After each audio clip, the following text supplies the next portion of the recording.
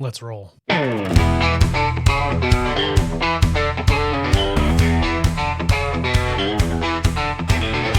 Hello and welcome to the Must Read Alaska Show. Here you get relevant and timely content you won't find anywhere else. You can learn more by going to mustreadalaska.com, and this show can be found on YouTube, Facebook, X, and your favorite podcast site. Let's talk truth about politics, the economy, and all things Alaska. Now, the host of the show, former state legislator, combat veteran, small business owner, and all-around great guy, Ben Carpenter. Welcome to the Must Read Alaska Show, friends. I'm Ben Carpenter, your host and guide on a journey of discovery of truth and independent-minded thinking. Must Read Alaska exists because discovering the truth is hard. It calls upon us to be relentless in defense of common sense, our faith in God, and the exceptional values enshrined in our Constitution. Freedom is not free. It is not for the timid. It was not secured by the weak of heart or mind.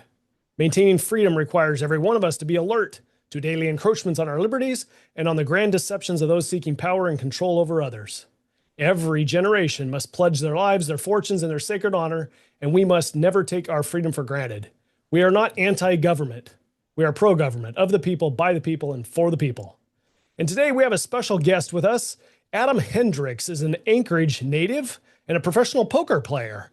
Recently achieved a historic sixth-place finish at the 2025 World Series Poker main event, earning approximately $1.9 million and cementing his status as Alaska's top tournament earner.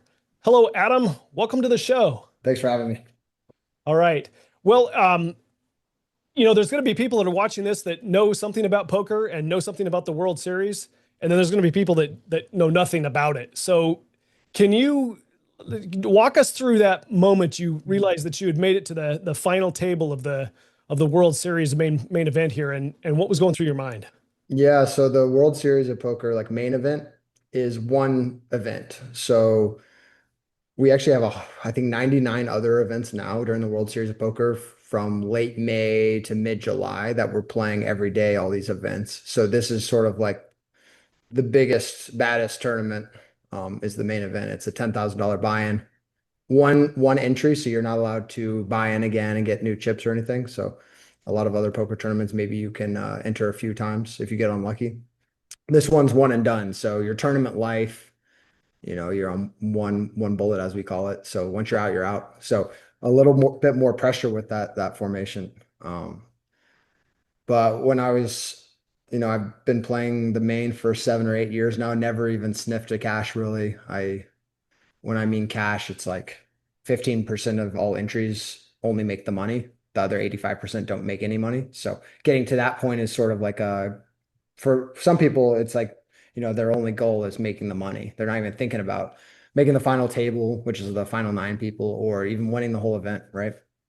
So when I, was on, I don't even know what it was, day 8 or something, when we reached the final table, I was pretty shocked because it's the whole tournament. You're playing 10 hours of poker a day, almost like a 12-hour days, including all these breaks you have and stuff like that for almost 8 straight days. So your life becomes a little consumed playing this tournament. And when I finally get to the final 9, it was like a bit of relief, but then you're thinking, oh my gosh, we still have to play for $10 million and have to get through 8 more people. I've got through over 9,000, but got to get through the rest. So that was definitely like a big dream of mine, just even making the final table, let alone, getting 6th or trying to get 1st. Do you still have the bug, so to speak, to get back to the table? Yeah, I mean, so that night I was celebrating with friends and family, and we just, had some food and stuff like that. And I was thinking, like, a little bit of me was like, oh, there's like 2 or 3 more bracelet events. Maybe I go play. But I took that night off. I hung out with the family and friends. I was like, they all flew here. Let's have some fun. Uh, After my parents, they were pretty tired. My mom was very nervous watching the event, and a lot of sleepless nights for the friends and family too. Um, so they went to bed a little early, and I called up this guy named Ray at the Win. He sort of runs the poker room there. in Vegas, and I asked if we could have like a private table to play games. So instead of like, tables in Vegas, people think drinking and stuff like that. I just went with my friends and we played poker. And we rented out a table, played like a 2 hour game with friends that flew in, friends that have been there for a while, my fiance and stuff like that. We played a little poker game. I put like a bounty on my head. If somebody knocked me out, they'd get a few $100 too. That's interesting that you should say that your family who's watching and rooting you on, they're the ones that are nervous watching you on the recordings that I've seen. I mean, you were cool, calm, and collected the whole time. It didn't even look like there was much pressure going on. So interesting to see that they're feeling the pressure for you. Yeah, I know my mom just like she doesn't want to mess with sort of like my mojo or my dad. They're like, don't, dad, don't message Adam, like don't mess with anything. Like we might be unlucky. Should we even like come to the event? We might mess up something. They're like, you might feel nervous. I'm like, no, come, it's fine. Like I'm feeling a lot of pressure, but you're not bringing the pressure. Like it's very nice when family's supportive and stuff like that. You started playing poker seriously in college at Virginia Tech, if I'm not Yeah. mistaken. hmm But your love of the game began in Alaska when you were growing up here watching poker on TV, maybe? Yeah, so we actually left Alaska when I was about 8 years old. I lived in Anchorage, went to Huffman Elementary, and I was getting ready to go to what would have been like third grade or something like that. And my dad, he's in the oil business. So we actually moved to Aberdeen, Scotland, and a few other places before I returned to Alaska. But we would always come home in the summers or winters, visit my grandma who lived in Homer, Alaska, and we'd usually just stay there for weeks on end. And my dad always loved, he's from Homer as well, so he loved halibut fishing, salmon fishing, all this. So when you're a young kid, like fishing's fun, but when he wanted to wake me up at 5 a.m. to go fishing, or like we go, like trying, go late night, get two catches, one late night, one early, with halibut, get our limit. You know, After a while, little kids sort of burnt out. So some of the days I'll be like, Dad, can't wake up at 5 a.m., go fishing with you. I'm just gonna hang out and watch, TV or whatever else. And ESPN popped up with this game called Poker, the WSOP main event, the same event that I got sixth in, showed up on TV. And back then, ESPN covered it, and they had all these stories of these players. And back in the older days of poker, it was not really about like the skill of the game, it was more the characters in the game and the stories. So I found that pretty captivating. I would play video games on my like PlayStation back in the day of these like this poker game and stuff like that. And didn't really play too much poker, just some with my grandma's brothers and sisters. I'd play like I think for like pennies or something. We play this game called like seven card no peaky, which I don't know. It's probably the same level as like Go Fish, right? Speaking of characters, did I see somewhere something about Elvis creep into this? Yeah. So in poker, we sometimes have these like prop bets. So like bets that you maybe say like, okay, if me or you whoever lasts longer in this game. So if I get first place, you get fifth, you lose a bet to me. And usually you don't really bet money on it. So we do like these sort of funny things, like you dress up as a character or whatever else. And for this, I lost to a previous tournament. And I bet a guy that one of us would dress as Elvis. Um, and I lost, unfortunately. So for the World Series poker main event, day one, really prestigious tournament, trying to be really serious. I had to go rent a Elvis costume nearby at some costume store. The guy was really nice, helped me. Like he's like, "Oh, here's a wig. This is the color. You can't wear white if we're at the poker table because maybe somebody spills something on it." And yeah, it was a big process getting that rental costume. I think it was like $160, but like if I messed up, there was like a insurance policy, like $950 I had to pay if I like ruined it. So a little scary.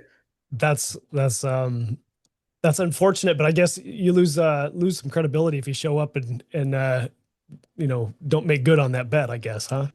Yeah, I mean, for in the poker community, your word means a lot. There's a lot of money changing hands, stuff like that. People betting on other things, like for example, like the World Series main event, how many entries it would have this year compared to last year. People would bet money on that, stuff like that. But I like to not really go for the money thing. I like to go for sort of the comedy or something that makes somebody uncomfortable. So we chose Elvis. which is sort of fine with me because I grew up listening to Elvis because my mom's from East Tennessee. Both my parents went to University of Tennessee, and Elvis was a big deal in their her side of the family.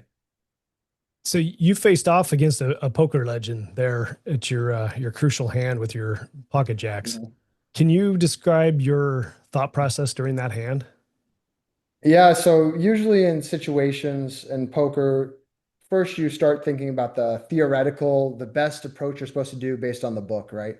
So in chess, for example, like you're making a move that's, supposed to be the best move, but maybe your opponent plays a different way than what the book says. So Michael Mizrachi is definitely one of those guys that doesn't play by the book. So we have to change our playing style based on him. So pocket jacks versus him when he raises as like the first in guy that the first aggressor from the first seat has to get through everybody else at the table, so five other people, so he has to be sort of cognizant and like tighter than the rest of the table just because he has to raise and get through five other people, if that makes sense. So usually alarm bells are ringing, but because Michael Mizrachi plays a little bit more of aggressive style, and I look down at jacks, which is, one of the best hands in poker, we're just re-raising. We don't mind if we just take down the pot right there, but if he moves all in, we're just gonna call it off and, hope we're ahead or win the flip or maybe even get lucky. Versus some other players, maybe somebody that's much tighter or something like that. It's not really playing for the win as much. They're just trying to get those pay jumps, right? If you get from sixth to fifth, I think it was like $500,000 more. Some people might just like only care about that and they're not trying to play every hand or be aggressive. Maybe we just call versus that type of opponent. So poker's all about adjusting to different players and how you'd play. First, you start like fundamentally how you play the hand, and then you take that and you're like, okay, is this guy too loose or is he a bit tighter? And how does that affect how I should play the hand? It's really interesting to hear you talk about this. I'm not a professional poker player. I I Yeah. I can sit at a table and I understand what's going on, but I'm not any good at it. But I do recognize that success at anything requires work. And you've been ranked as high as number two on the global poker index, if my my information is correct, and are currently number 33. Is that accurate? Yeah, I mean, the global index, I think, updates every few weeks. So I was number one a few years ago for like a few months and stuff like that. The very end of the year, my good friend in poker, Steven Song, caught up to me. But, uh, these rankings are interesting because it's not as clear as like winning the Super Bowl and stuff like that. They do it based on tournament results and stuff, other things. So, maybe somebody gets very lucky because in poker, there's a lot of skill, but still luck. Our ranking system's not as like, Tom Brady might be the best player, but like in poker, a lot of different opinions compared to other sports. Tom Brady does a lot of work, or he did a lot of work to maintain his competitive edge. So what does work look like for a professional poker player? What does that work ethic entail? Yeah, so it's changed a lot over the years before my time even. I know there's it's the godfather of poker, Doyle Brunson wrote a book, Super System, and this guy was, at the time when he started playing poker, he was going to get drafted by the NBA, and he got in this horrific accident at a warehouse that, like, I think it broke his leg or something like that. He picks up poker, becomes one of the best of all time, and he had stories about like back then you didn't know the math of poker, so you'd have like napkins, you'd be writing out the odds or probability by hand. Now, flash forward to my time, we have computers, right? These computers bring great things in technology, but it also, more access for everyone. It's a little easier to access what these people had to work so hard for back in the day. So ever since I started playing sort of in 2010, now the studying you do is more away from the table with these computer programs that sort of simulate a game for you, and you look um, how the computer would play against a computer, and then from there um, you decipher like what I was saying earlier. If your opponent's too tight, too loose, how are they playing? You would plug in all these variables, and you sort of figure out a good strategy for these guys. So even at the beginning, you can look at what hands you're supposed to play right when you're dealt from which position at the table, right? It might just tell you this is a winning play if you open with pocket aces, right? And then if you have 7-2, you should never play this hand, right, from any position. So there's a lot in there, especially more recently. It's just sort of crazy with this stuff now. There's, instead of like, we have like our own poker subscription stuff for getting better at the game, a lot of coaches, stuff like that. Whereas like back maybe early 2000s, it was more just being present at the table. You're talking with your friends, feeding ideas, and it's, back then it's all just guessing and nobody knows who's making the right play, but like some guy ends up with the most money. You're like, that guy's probably the best player. Uh, Now it's, a lot more textbook stuff and studying, sort of like as we talked about, like Tom Brady, quarterback playbook, or and like all these, analytics that are arriving now with these coaches, like, should you go for it on fourth and one? There's the old school guys are like, never go for it here, just take the points or whatever. And then now you're seeing the computer models are like, be more aggressive. You were making a mistake. Interesting. I know that chess players would study the opponent, but it's a like a one-on-one thing. Does your work ethic, does the work that goes into being successful also include studying the other players that you expect to be at the table? Yeah, I think some people miss that. Some people are really into the computer models, but they don't know exactly how to tap into their opponents, right? They don't really know how to think like their opponents. And that's where, like, if you see some of the top guys, they know how to study, but also react to the players they're playing against. Like Negreanu, he always gets like, he's like one of our better, best players of all time. Throughout the years, he's adjusted, right? He knows how to read people, but he's also looked into these computer programs and got a little bit of intuition from them. He might not use all that it spits out, but he knows it's there and he tries to, use all these tools to get better. So let me change gears here just a little bit and ask about the tournament itself. How would you compare the World Series main event tournament to other tournaments that you played in?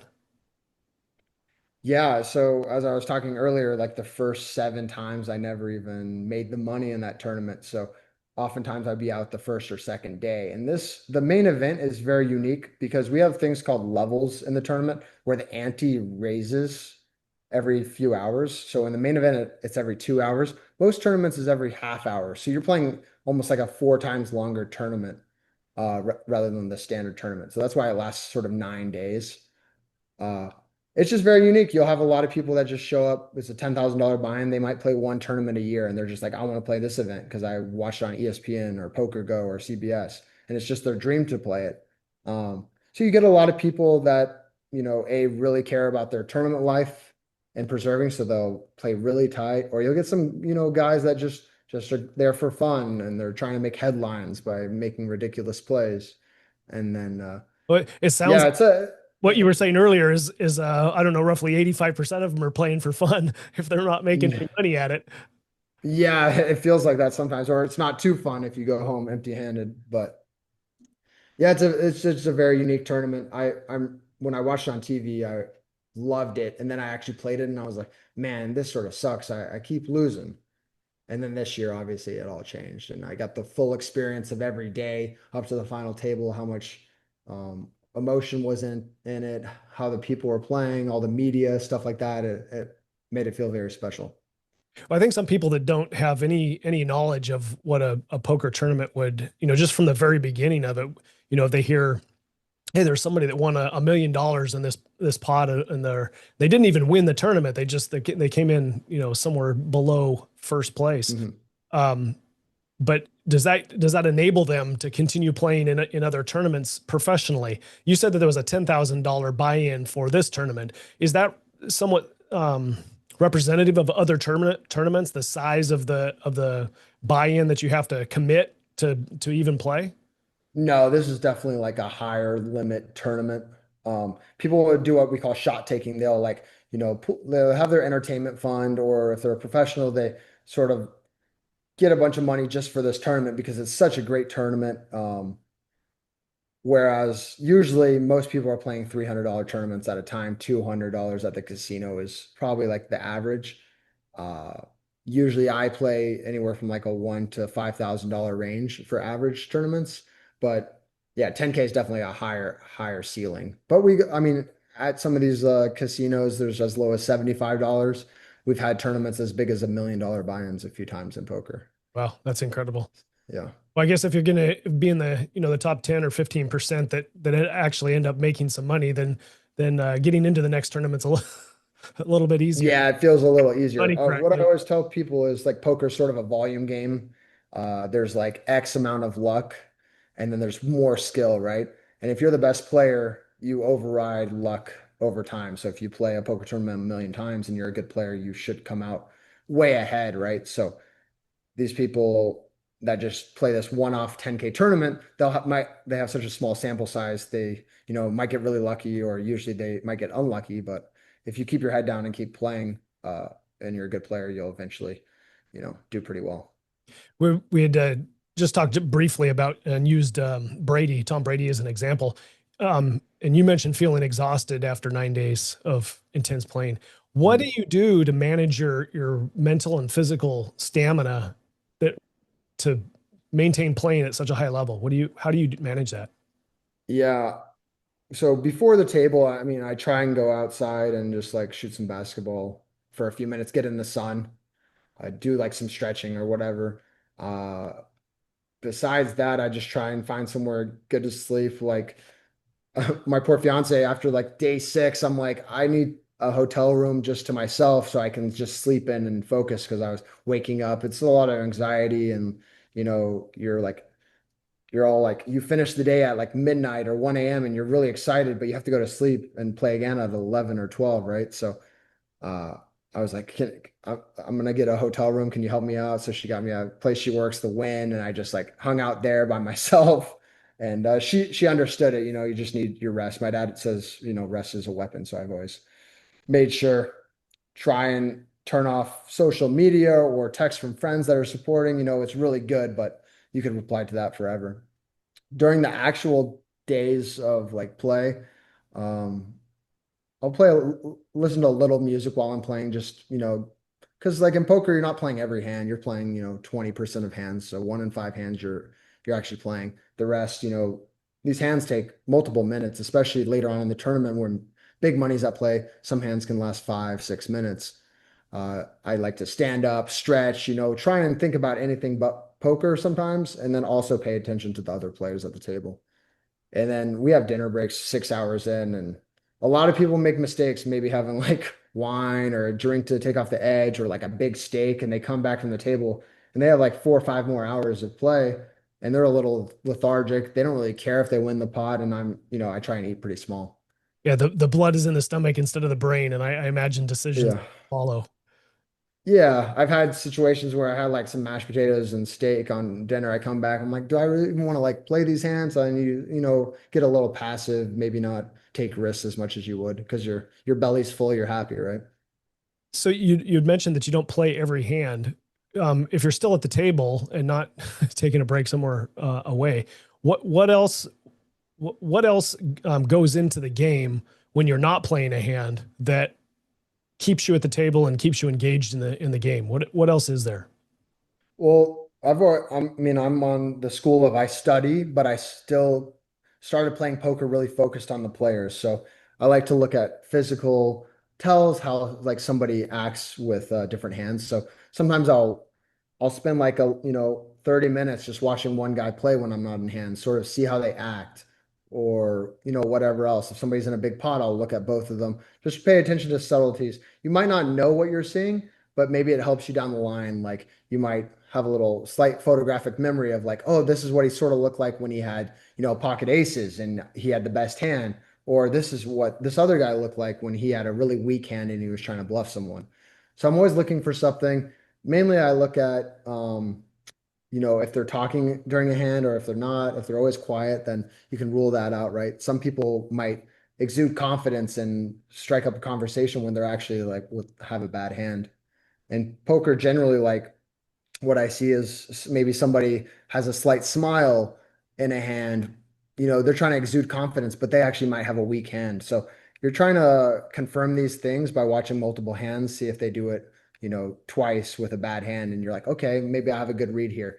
And, I don't 100% go with the read, but like if I'm in a close decision between calling or folding, and I saw this thing, I'm like, okay, maybe let's add to 10% more one way now. Like, oh, I think because he did this, maybe he's a little weaker. Okay, let's call this time, right? So I'm always trying to pay attention. It does get a little, tiring doing that for 9 days, but I mean, at the end of the day, we're playing for a lot of money. I can look at somebody for as long as I want, and people are doing much tougher things for that money. So, My military service tells me that stress does things to people in unpredictable ways.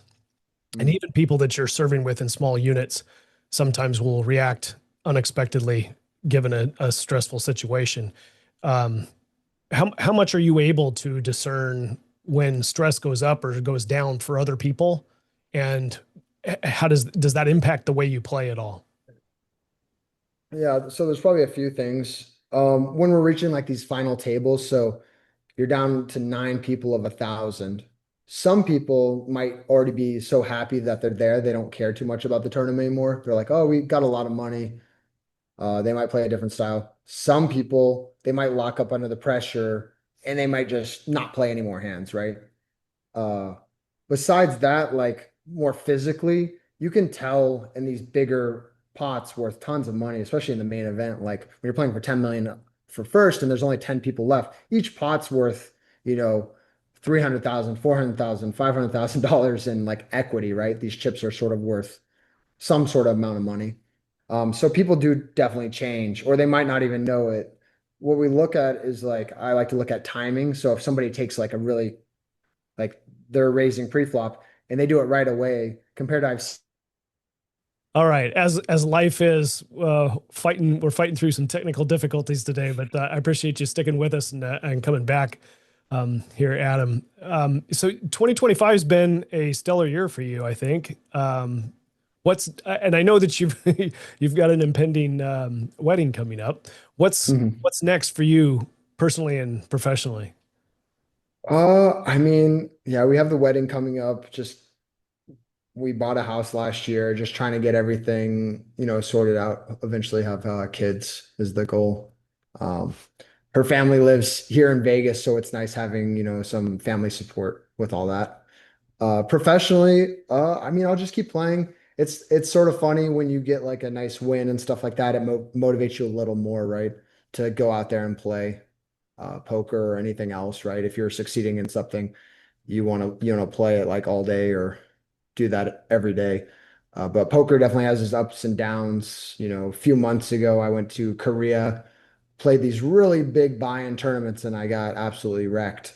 So, after that, I wasn't feeling great about poker, maybe took off a few too many days and just focused on, family and life, stuff like that, which is fine. But when the iron is hot, you got to strike. So I'm definitely getting ready to go play. And after I visit Alaska in a few days, I'm going to go to Florida, go to Cherokee, North Carolina to play some tournaments, maybe even Barcelona, and just do my usual thing. You know, the way me and my friends approach poker is just it's a long-term game. There's a lot of people that have had, you know, they've won a lot of money, but years later they're broke because, they take play too big of buy-ins of these like poker tournaments. I was talking about there's up to $1 million buy-ins in tournaments. Some of these guys, they win in like $1,000 tournament. They win this tournament. They think they're, the best poker player in the world. And they go and play these really high stakes tournaments with much tougher competition. They don't realize, competition has changed. Maybe, your ego is a little inflamed and you're not as good as possibly, whatever. So when I look at these like higher stakes tournaments, I try and, see who's playing these.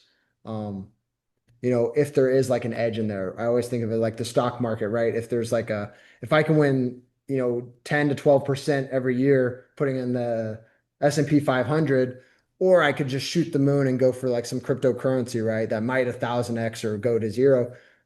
For me, I like just going for that 12%, right?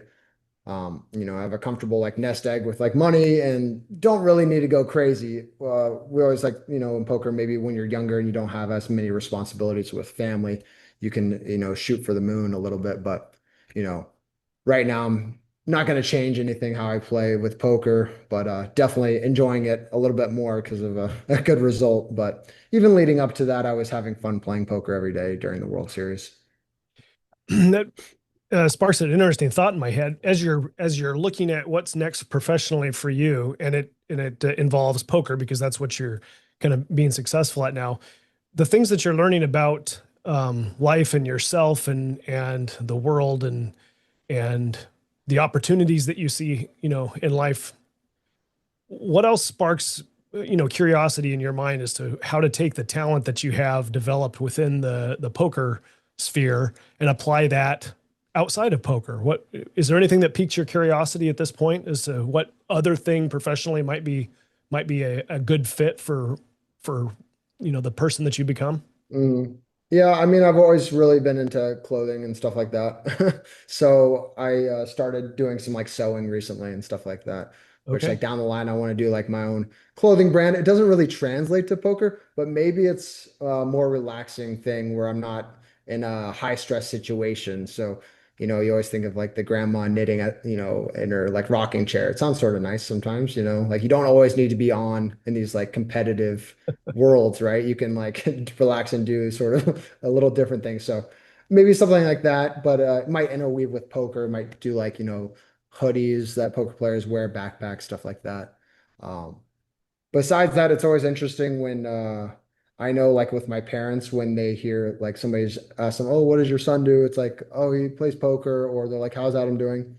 They always like ask it's a funny question to us because they're always like, "Oh, what's like next? Like what's he gonna do after poker? Or, like in the next 2 years? Or, like is he gonna keep doing this?" They always think of it as like maybe like a sport where you're only gonna play till you're 35 and you're done, or they, a lot of people don't understand poker because they relate it too much to blackjack or stuff like that, where the house is winning long term, whereas like poker, if you're a good player, you'll win over time. Yeah, So, I would imagine children, poker, what's the that? perception could be, when is he going to grow up and move out of this phase? I'm sure that's Yeah, yeah, yeah. They think it's like some sort of, fad, right? But a lot of people, I mean, they just don't understand the game, which is fine. It's not very, I mean, it's popular in certain groups, but hard to explain, hard to learn. So I get where people are coming from. I like to sort of educate how it's like, you sit down at every other game in the casino and the house is going to win. But poker, you're playing not versus the house, but you're playing against the other people that have come to play this poker game.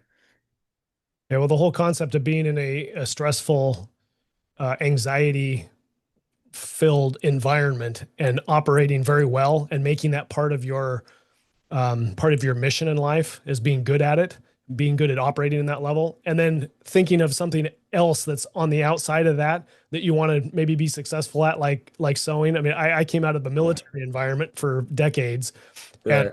and planted flowers and became a flower farmer. Like Yeah, you probably just need like a little release, a little totally different, less like see peaceful something. or more peaceful. Yeah. Yeah. Try things out. You're like, well, I've never tried this. Let's see how I like it, right? Yeah, exactly.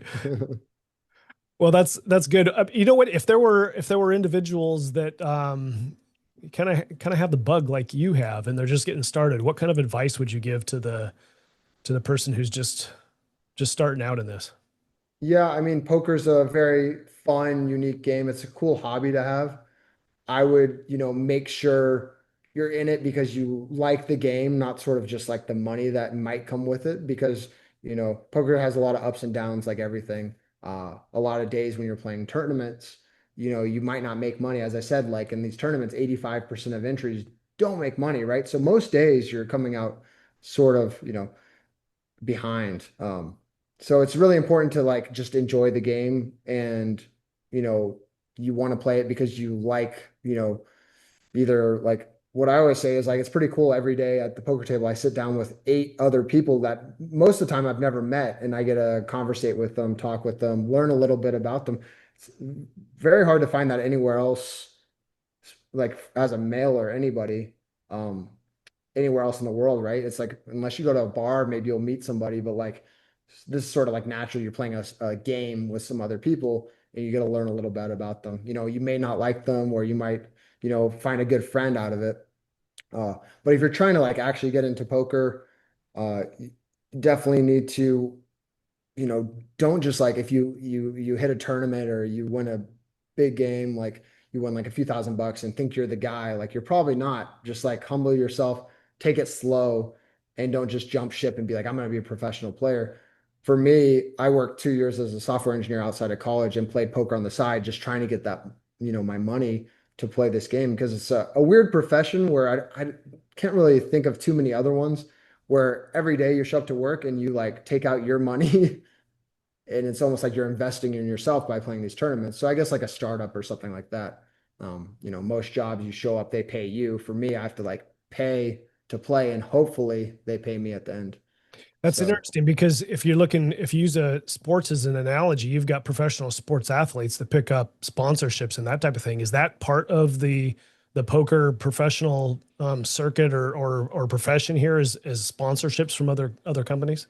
yeah, we used to have this phase where Chris Moneymaker won the main event, the same event that I got sixth in back in, I think it was 2002. And during this time, they had online poker, and we have these tournaments called satellites where you could get into the $10,000 buy-in by playing a $100 tournament. You win that $100 tournament, you get a seat to the main event. And so that's sort of what happened to him.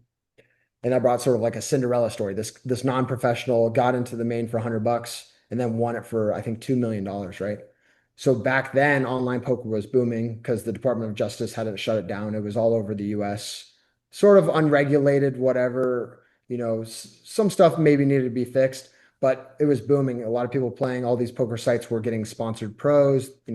Big names like Negreanu, Ivy were getting paid tons of money. In 2010, that all shut down. Department of Justice said, "Hey, we're not getting our tax money. You guys got to show us the money. We want to regulate it." Unfortunately, it took years for any poker site to come back in the US. So there's not as much sponsorship money. A little bit's coming back, but it's more in the realm of content creators or people making videos instead of the actual players. So it's very unique. Like again, we'll talk like NBA, LeBron James, number one player in NBA, he gets all the sponsorships. In poker, the number one poker player doesn't get all the sponsorships. It's more the most popular person that provides the product for those, in videos or whatever else they're doing. Yeah, I was in my mind, I was thinking sponsorship, not just from an online gaming perspective, but I mean, you were talking about a clothing line showing up and you're on camera and you're the most popular personality at the table and you're wearing somebody's logo or something that is associated with a particular sponsor and they're paying you to Yeah. demonstrate their product, I guess, or at least their logo or their name. Um, that it doesn't seem that that's really part of the. Yeah, yeah, we have some like niche like Blue Shark Optics, which does sunglasses for poker players, stuff like that. But like clothing wise, I mean, I wear this one brand all the time because I love it. It's like Rip and Dip. It's the brand. And I'm like in their ear, I'm like, hey, just send me some stuff. I love your stuff. Like I think it crosses over with poker. Like a lot of these guys, they wear sort of this clothing, but I don't think those brands are really thinking about, they don't really understand how much like traction poker gets with, I don't know, just anybody. I Yeah. don't like there's some sort of, they don't see it yet, which I Yeah, I think mean, I would guess be, you go to a sporting event, you're not going to be surprised to see a Nike swoosh or an Adidas or Under Armour or something like that, right? I mean, mm, those are things that are associated with the sporting world, and you don't. I guess it's just not as popular with in the poker world. yeah, Anyway, maybe they don't see the vision of it, but maybe it'll come around, yeah, hopefully. maybe you're onto something here with your own clothing line. Yeah, maybe I'll just make the brand instead. There you go. That's there's a little bit of risk taking in being an entrepreneur as well, right? For sure, yeah. It's another field where you got to put your money up. So speaking of risk taking and coming back to Alaska, what are your plans when you come back here? I think my dad has a golf tournament. We're doing like the Siri golf challenge or something like that. I don't play much golf, so luckily it's like a scramble, so they take your best ball or whatever. So mine might make it occasionally. Uh, Doing some bear viewing. What else we got planned? My sister and her husband had a baby that's like 3 months old, so seeing baby Allegra for like the second time, which will be really nice. Babies change so fast, it seems, so that'll be really nice. And then I think my buddy Chris Homerding, who plays a lot of poker in Alaska, he got some sort of poker game going one of the days I get in. So I think they're gonna throw a bunch of games I've never played and try and take my money. You'll be the big guy that everybody's hammering down to beat up, huh? Yeah, I think they'll pick on me a little bit, so maybe I'll play a little cautious with them. And you've alluded to your dad. He runs the Hex company here, doesn't he? Yeah. Yeah. Yeah, he bought that business a few years ago. It's going well. Alaskan owned natural gas. So it's great to see him enjoying his dream and stuff like that. And he thought he might retire, and now he's like full ahead. If anybody knows my dad, they know he's 110 all the time. I can see some similarities with the whole risk taking thing between you and your dad. He Yeah, gamble out in the Cook Inlet, and you're doing it at the table. right. Calculated risk, right? That's You right. got you have one life, so Adam, it's been great to get to know you and have a conversation with you. Thanks for joining us today, and thanks for fighting through all of the technical problems there. there's been a bill that came into the Senate and the House, the Great American, what's the exact, the Big American bill, the Great American. Oh, the big I'm beautiful blanking on it. bill. Are you Big talking about beautiful bill. in Congress in Washington D.C.? Right, yes, the big beautiful bill. Sorry. Beautiful. Um, right, I don't know all of it, but there is one piece of legislation and that's sort of coming after my livelihood and sort of all the poker players. It's one piece where it's for the gambler tax, and since poker players are considered gamblers, which we think is pretty ridiculous, it's a completely different game. They've added on a 10% tax um, of profits and losses. So say I win 100,000 for the year and I lose 100,000, I'm still taxed 10%, even though I've made no money in this piece of legislation. So theoretically, they're taxing gamblers and poker players 10% of unearned income, which is, quite devastating. In poker, your edge might only be a few percent. If you're recreational and you're like hovering around 0 to 2%, win rate, now you're losing by a lot, and it makes tournament poker very unattractive. I don't really get into the sports betting. I'm not into that, or blackjack. I don't really care about that world, but those, those will get destroyed as well. But for poker specifically, World Series of Poker as we know it, if this piece, the small piece of legislation in there that can be changed, if that gets sort of passed, I mean, I don't think there's going to be like much of a World Series next year. So it's pretty scary. I mean, what Daniel Negreanu said, he talked to President Trump about it, I guess, on the phone. He said, if you go golfing with your friend and you bet on 18 holes of golf, and you win the front nine for 10,000, right? And then I win the last 9 holes for 10K. That washes, right? It's zero. Nobody's won money, nobody's lost. But the way they're saying it is the federal government would tax each of us 10% of those unearned winnings. So both people would lose 10% of their bet, which, I think just that piece of legislation, I haven't looked at anything else, but that's really harmful. And as well, just carrying forward losses. We're like one of the only industries where you can't carry your losses forward to the next year like every other business can, right? So if I win 100K this year and I lose 100K next year, they're going to tax the 100K win, but over 2 years, I've made no money. It's interesting because even your winnings have to be included in earned income for income tax purposes, right? Right. Yeah. Every tournament, if you win over 5,000, you're giving a W-2 form, which, goes straight to the government. We always report that. Um, that's always taxed. We're always getting taxed on our income. It's just sort of crazy, the wording right now for that piece of legislation, that small piece. If you earn nothing, but had